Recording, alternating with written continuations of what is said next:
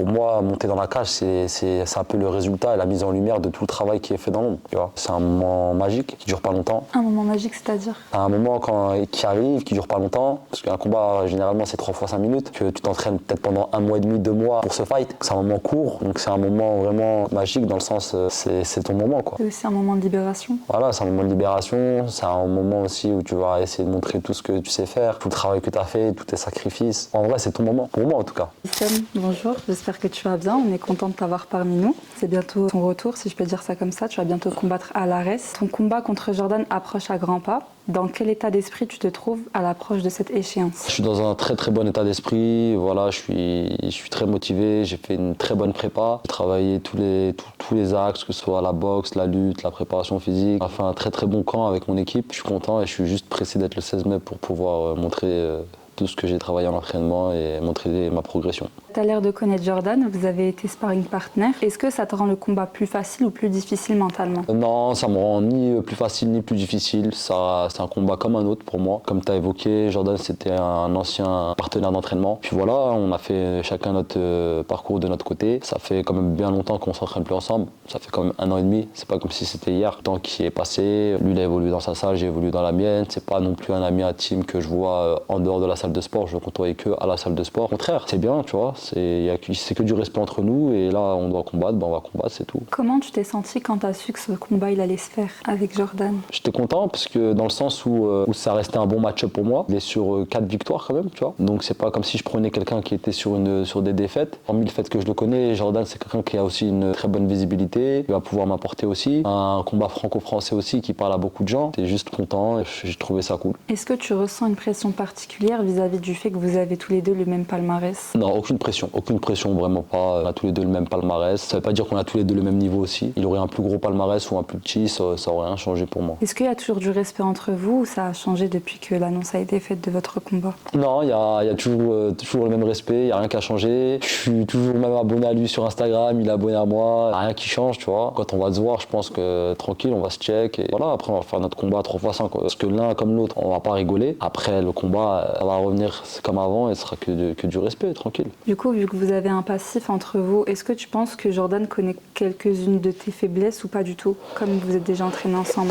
Non, je pense que Jordan, comme tous mes adversaires, ils savent tous que je suis redoutable en lutte, au sol, j'ai un bon niveau et que ça fait partie de mes points forts. Point faible, je sais boxer aussi, je sais très bien boxer. J'ai évolué dans une salle de striker d'élite, là où on fait l'interview justement, on est au Mamoudy Gym, une des meilleures salles de France en striking, de boxe. J'évolue aussi avec des très bons coachs de lutte, comme Max Coaching, pour moi un des meilleurs coachs de lutte adaptés au MMA en France. Il y a aussi le prof de sol, Mehdi Bedjaoui, qui est pour moi aussi un des meilleurs. Nicolas Hoth est aussi un des meilleurs coachs de France aussi, sur le MMA et sur la vision qu'il a du MMA. Je suis avec Sébastien Charter, un des plus grands préparateurs physiques. Une très très belle équipe et toute cette équipe-là, tout situé près de chez moi. Donc franchement, c'est vraiment une chance que j'ai. Et toi, tu penses connaître les siennes du coup? Quelques failles de Jordan? Je connais un peu ses faiblesses, je sais aussi un peu ses points forts, j'ai ma petite idée. Ouais. T'as travaillé un peu par rapport à ça ou pas du tout? Ouais, j'ai travaillé par rapport à quelques défauts qu'il a. Je ne vais pas les dire, que je sais pas quand est-ce que son interview va sortir, on sait jamais. Mais ouais, j'ai travaillé un peu sur ses défauts, mais j'ai travaillé aussi sur mes qualités à moi surtout. Tu vois, c'est bien de travailler sur les faiblesses de son adversaire, mais il ne faut pas oublier aussi ses qualités. Concernant ta philosophie du combat,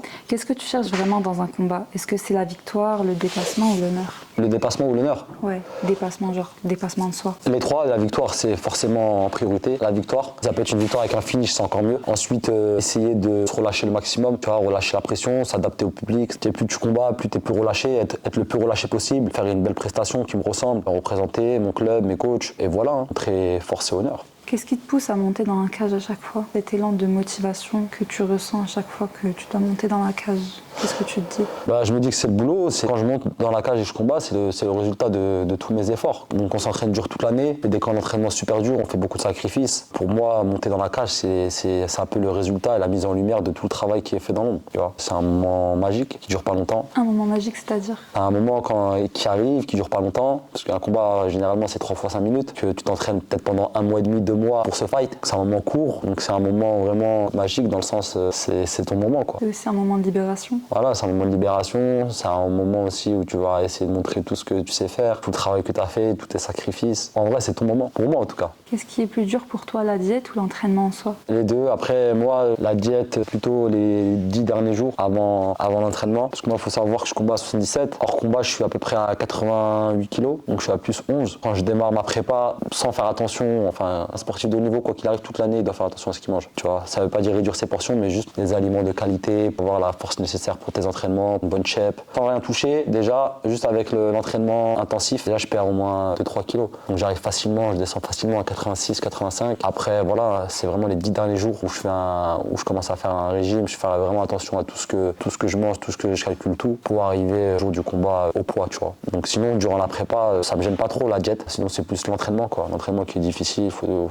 penser à bien se reposer, et rester constant, discipliné, voilà, c'est ça le plus dur. Tu te sens plus artiste, stratège ou guerrier quand tu combats? J'irai plus guerrier, stratège aussi. Tu vas plus à la guerre? Non, c'est pas que je vais à la guerre. Guerrier dans le sens où je recule pas, et stratège dans le sens où je vais essayer de gagner, je vais essayer de voir une faille chez mon adversaire pour essayer de gagner dessus. Tu combats intelligemment du coup? Voilà, j'essaie de combattre le plus intelligemment possible pour essayer de recevoir le moins de coups possible, essayer de finir mes combats le plus rapidement possible par mes qualités, tu vois. Voilà, plus le combat il est court, mieux c'est en fait, tu vois. Plus tu peux reprendre l'entraînement plus vite, plus tu as moins de séquelles, plus tu peux combattre, plus ta carrière dure plus longtemps. Est-ce que tu as déjà étudié le combat en dehors de l'entraînement lui-même? Non, jamais. Plutôt regarder des vidéos, de combattants, à savoir comment ils s'entraînaient, qu'est-ce qu'ils font à l'entraînement, leur programme, etc. Tu vois, et essayer de reproduire un petit peu, ça m'est déjà arrivé. Qu'est-ce que le combat t'a appris sur toi-même en dehors du sport? J'étais un gros travailleur, je pouvais faire des sacrifices, que j'étais patient, que quand je voulais quelque chose, pas lâcher, je vais essayer d'aller jusqu'au bout, que quand je me fixe un objectif, je m'y tiens. Là, ça m'a appris aussi à être plus discipliné, et voilà, ça m'a donné beaucoup d'expérience pour ma vie, quoi. Est-ce que ce combat, pour toi, tu le considères comme étant un tremplin dans ta carrière contre Jordan? Ouais, forcément, c'est un tremplin parce que c'est un combat qui va pouvoir permettre d'accéder à la ceinture de Ares, et du coup, c'est un tremplin. Donc, ce que tu vises la prochaine fois, c'est d'obtenir la ceinture d'Ares? C'est ça, après ce combat-là, c'est ce qui doit se faire normalement. Et après ça, tu vises autre chose? Après ça, écoute, déjà, si on va chercher la ceinture, et puis si on l'a, et on verra à ce moment-là, je pense, tu vois, il y aura beaucoup de choses qui pourront s'offrir à moi. Justement, si tu gagnes ce combat, pour toi, ça serait quoi la suite idéale? La suite idéale, c'est d'aller chercher la ceinture, donc cela va de soi. Et après, on verra avec mes coachs, mes managers, comment on va gérer le reste de ma carrière, si je la défends. Les organisations qui proposent quelque chose. Puis moi, il faut savoir, ça fait depuis le début de Ares que j'ai fait pratiquement toute ma carrière chez Ares. Donc à un moment, il va falloir que je tourne la page et que je vois quelque chose d'autre, tu vois. Qu'est-ce que tu envisages plutôt après ta carrière? Ou est-ce que tu es plutôt 100% focus sur le moment présent? Non, pour l'instant, je suis focus que sur ma carrière, pas focus sur mon après-carrière, parce que je suis encore pas mal de temps devant moi. Chaque chose en son temps, tu vois, je vais étape par étape. Je peux pas commencer à penser à ce que je vais faire après alors que je suis encore en train de construire le présent, tu vois. Voilà, ça ira étape par étape. Si tu devais décrire Jordan en un mot, ça serait quoi? Jordan en un mot? Ouais. Je dirais rigueur. C'est quelqu'un qui a beaucoup de rigueur, qui s'entraîne beaucoup. Donc c'est quelqu'un qui a de la rigueur, Jordan. C'est quelqu'un de focus. Et toi? Pareil, je dirais travailleur. Progresser parce que j'ai travaillé aussi. Je suis pas né fort, tu vois. Ça serait quoi le combat que tu rêves de faire, même si c'est impossible dans un autre monde? Contre qui t'aimerais bien combattre un jour dans ta vie? Que tu rêverais de combattre? Même si vous n'êtes pas de la même catégorie ou quoi?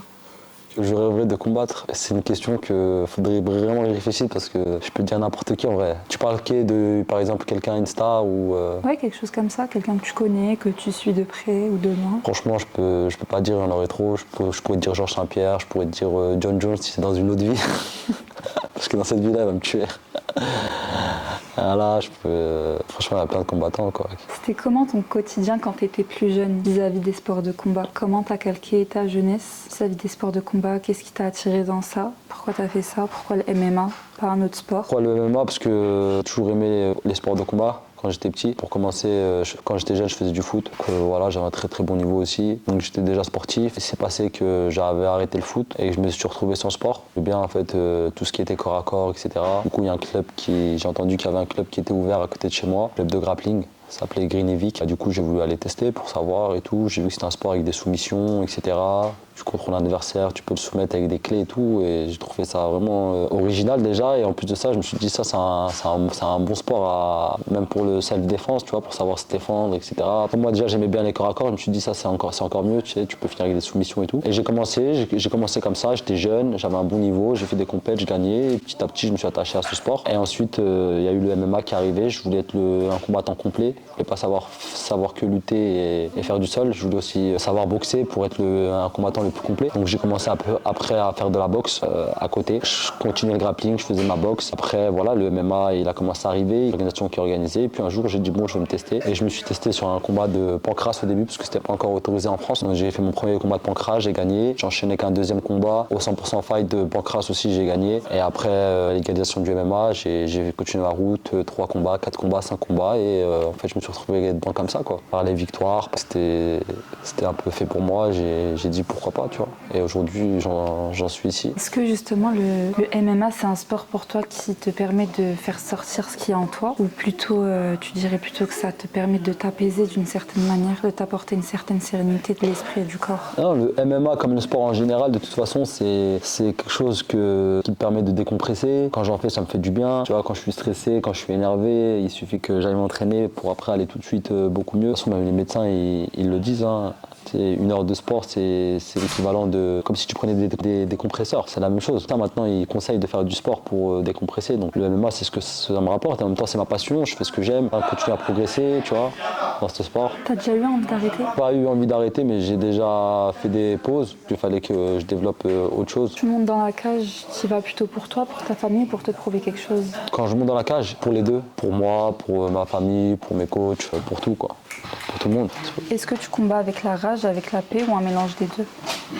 Avec les deux, hein. J'y vais, quand je rentre dans la cage, faut avoir la rage, c'est sûr. Faut avoir envie de vaincre son adversaire. Voilà, faut aussi concentrer, pas prendre de risques. Faut pas que cette rage puisse te sortir de ton combat aussi, tu vois. Faut que tu puisses rester dans ton game plan, respecter les consignes de tes entraîneurs aussi, t'es concentré. Tu peux me dire qui est Wissam en dehors de la cage? Wissam en dehors de la cage, c'est un mec chill, qui a une entreprise, qui gère son entreprise. C'est un homme de famille aussi, qui est marié, qui a un enfant, qui aime bien sa famille. Vous êtes dans le sport, ne lâchez pas, croyez en vos rêves. Suivez-les, soyez disciplinés, motivés, écoutez vos coachs, travaillez dur, atteindrez vos objectifs, sans doute. D'accord, merci beaucoup Wissam. Et tout ce que je peux te souhaiter, c'est de la réussite. Merci beaucoup. Et de faire un beau combat du coup. Merci, c'est gentil. Merci à toi. Merci, Dara.